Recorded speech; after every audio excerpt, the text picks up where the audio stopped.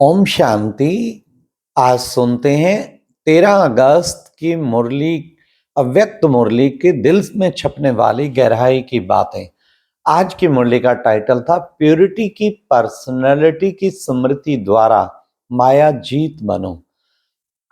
तो बाबा ने आज कहा कि आज बाप दादा बच्चों की रूहानी पर्सनैलिटी को देख रहे हैं। आप सब हो रूहानी पर्सनैलिटी वाले। कोई फिजिकल शारीरिक पर्सनैलिटी वाले हैं, कोई पोजीशन की पर्सनैलिटी वाले हैं, कोई धन की पर्सनैलिटी वाले हैं, लेकिन आप सब बच्चे रूहानी पर्सनैलिटी वाले हैं। फिर बाबा ने कहा देखो बच्चे, आदि से लेके अनादि से लेके आप देखो, आप जैसी पर्सनैलिटी पूरे कल्प में किसी की नहीं हो सकती। बाबा ने सबसे पहले अनादि काल की पर्सनैलिटी कहा। देखो अनादि काल में तुम बाप दादा के पास कितनी चमक वाली पर्सनैलिटी थी। वहां भी सबकी चमक नंबरवार होती है और समीपता भी नंबरवार होती है। आप बाबा के समीप बैठे होंगे परम धाम में, और कितनी रूहानी चमक। बाबा के साथ साथ आपकी भी चमक कितनी रूहानी। फिर बाबा ने दूसरा कहा कि बच्चे अनादि काल से फिर आ जाओ आदि काल में। आदि काल की पर्सनैलिटी देखो कितनी अच्छी है। आदि काल में बाबा ने कहा तन की भी पर्सनैलिटी, मन की भी पर्सनैलिटी और धन की भी पर्सनैलिटी, सब पर्सनैलिटी जो है इकट्ठी चल रही होती है। तन मन धन संबंध की भी पर्सनैलिटी। तन भी सुंदर होगा तो मन भी सुंदर होगा और धन तो होगा ही होगा भरपूर। तो बाबा ने कहा ऐसी पर्सनैलिटी किसकी मिल सकती है। कितने सुंदर शोभनीक और बड़ी शुद्ध आत्माएं आप आदि काल में भी होंगी। फिर बाबा ने कहा तीसरा, फिर बाबा ने कहा मध्यकाल की पर्सनैलिटी देखो। मध्यकाल में आपके जड़ चित्रों की पूजा, बाबा ने कहा किसी भी महात्मा और राजनेता या किसी की भी पूजा इतनी विधि पूर्वक नहीं होती जितनी आपके जड़ चित्रों की पूजा होती। प्यार से सुलाएंगे, भोग लगाएंगे, कभी उठाएंगे, कभी कुछ करेंगे, जैसे कि चैतन्य में यहाँ विराज रहे हैं। सोचो कितनी पूजा होती है। बाबा ने कहा तुम्हारी, तुम्हारे पूज्य स्वरूप का तुम्हें कितना नशा होने। वो पर्सनैलिटी देखो, मध्यकाल की पर्सनैलिटी भी कितनी बड़ी पर्सनैलिटी है। फिर बाबा ने उसके बाद कहा कि बच्चे उसके बाद आप आ जाइए संगम की पर्सनैलिटी।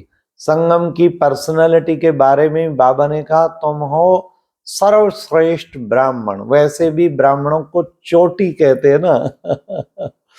हाँ, आज तक भी पीछे चोटी लगाते हैं। हम सोचते थे चोटी किस लिए। मतलब सारे देखो, सारे यादगार बने हुए हैं। सारे विश्व में सब जातियों में सब उसमें सबसे चोटी वाले हैं, इसलिए चोटी लगाते हैं। तो बाबा ने कहा आज तक तुम्हारे ब्राह्मण स्वरूप की पर्सनैलिटी, उसका रिजल्ट देखिए। आज तक हर काम विधि पूर्वक करने के लिए पहले ब्राह्मणों को बुलाते हैं।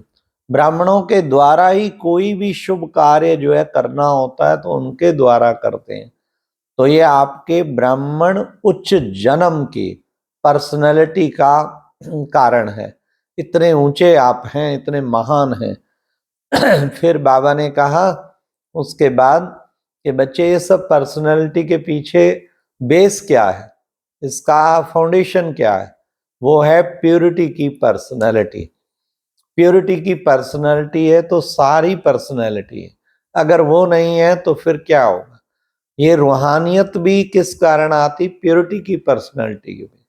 बाबा ने कहा सारे कल्प में आदि से लेके अब तक ऐसी रूहानी पर्सनैलिटी सतयुग से लेके अब तक वो नहीं मिलेगी। इसलिए बाबा ने कहा चेक करो। फिर बाबा ने प्योरिटी का अर्थ भी आगे डिटेल वर्णन किया। बाबा ने कहा प्योरिटी का अर्थ केवल ब्रह्मचर्य नहीं, वो तो लौकिक वाले भी देखो। ब्रह्मचर्य सर्कमस्टांसेस प्रमाण पालन कर लेते, लेकिन ब्रह्मचर्य के साथ साथ बाबा ने कहा स्वच्छता और सत्यता। आपका हर संकल्प स्वच्छ हो, किसी को दुख देने वाला ना हो, कहीं भी क्रोध आदि अन्य विकारों का भी अंश ना हो, ईर्ष्या द्वेष कुछ भी, इसको कहेंगे स्वच्छता। और सत्यता, अपने सत्य स्वरूप में टिके होंगे तो उसे कहेंगे सत्यता। तो ये बाबा ने कहा ये रूहानी पर्सनैलिटी तुम बच्चों को, तो बाबा ने कहा ये प्योरिटी की पर्सनैलिटी सदा इमर्ज रूप में स्मृति में रहती है या भूल जाते हो? इसको भूलना नहीं है। फिर बाबा ने कहा माया जीत बन गए हो, प्योरिटी की पर्सनैलिटी पूरी होगी, रूहानी पर्सन तो माया जीत बन, माया जीत बन गए हो। बाबा ने कहा माया का काम है आना और आपका काम भगाना नहीं, अब आपका काम है माया जीत बनना। तुम बच्चों को माया जीत बनना है। बाबा ने कहा माया को इतना भगा दिया जो कभी आए ही ना। तो ये बाबा ने खास आज इशारा किया। फिर बाबा ने कहा कि बच्चे देखो, अभी पर्सनैलिटी वाले भी कभी किसी में आंख नहीं डूबती, तो तुम बच्चों की भी कभी किसी में रूहानी पर्सनैलिटी वाले की आंख नहीं डूबनी चाहिए। ऊंची पर्सनैलिटी वालों की भी नहीं डूबती लौकिक में, तो तुम्हारी भी नहीं डूबनी चाहिए, क्योंकि तुम्हारा तो गायन ही है अप्राप्त नहीं वस्तु कोई ब्राह्मणों के खजाने में है, कोई अप्राप्त चीज नहीं ना, बाबा ने कहा। फिर बाबा ने कहा लौकिक पर्सनैलिटी वालों का करके किसी बुक में नाम आ जाएगा, लिम्का बुक में आ गया, उसमें आ गया, और तुम्हारा किस में नाम आता है? बाबा ने कहा तुम्हारा नाम तो शास्त्रों में आता है, और वो शास्त्र कितने श्रद्धा पूर्वक पूजे जाते हैं, आज भी उनको विधि पूर्वक रखा जाता है, विधि पूर्वक उनकी पूजा की जाती है। तो तुम्हारा नाम तो ऐसे शास्त्रों में आता है, गायन है। तो बाबा ने कहा इतनी अच्छी पर्सनैलिटी, रूहानी पर्सनैलिटी वाले इतने ऊंचे हो, अपना वो नशा रहता है, वो सदा नशा रहे, तो बाबा ने कहा उसी से तुम्हारी सदा स्थिति ऊंची बनी रहेगी। फिर बाबा ने दादियों को कहा सदा उमंग उत्साह में हाँ रहने से सारा वातावरण उमंग उत्साह से, सफलता है ही है, सदा सफलता फिर मिलती ही रहती है। फिर बाबा ने कहा अमृत वेले से रात तक संकल्प वचन कर्म संबंध सब चेक करो, क्या सचमुच रूहानी पर्सनैलिटी से भरपूर रहता है। बाबा ने कहा समय तो अचानक समाप्त होना है, बाबा बताएगा नहीं, अचानक होना है, क्योंकि बताने से तो टाइम कॉन्शियस हो जाएंगे, इसलिए बच्चों को एवर रेडी रहना है। और बाबा ने कहा बहुत काल का अभ्यास चाहिए, तब बच्चे तुम सफल हो पाएंगे। अंत में बहुत काल का अभ्यास ही आपको सफल करेगा, और अगर बार बार हारते रहेंगे तो अंत में भी हार जाएंगे। इसके लिए बाबा ने कहा अशरीरी पने का अभ्यास बढ़ाते रहो। अशरीरी बाबा ने ड्रिल कराई, सेकंड में अशरीरी हो जाओ, तो अशरीरी का अभ्यास बढ़ेगा तो अंत में भी सफल हो जाएंगे। हाँ, सेकंड में अशरीरी होने का, बीच बीच में बाबा ने कहा काम रोक के भी 1 सेकंड के लिए अशरीरी हो जाओ। फिर बाबा ने आज कहा कि बच्चे वरदान में कि स्वराज्य अधिकारी का तो बन कर्मेंद्रियों को ऑर्डर प्रमाण चलाने वाले अकाल तख्त सो दिल तख्त नशीन भाव। बाबा ने कहा जो अकाल तख्त पे बैठ के ऑर्डर चलाते हैं और कर्मेंद्रियों को अपने अनुसार चलाते हैं, श्रीमत प्रमाण चलाते हैं, तो अकाल तख्त वाले बाबा के दिल तख्त पे तो चढ़ ही जाते हैं।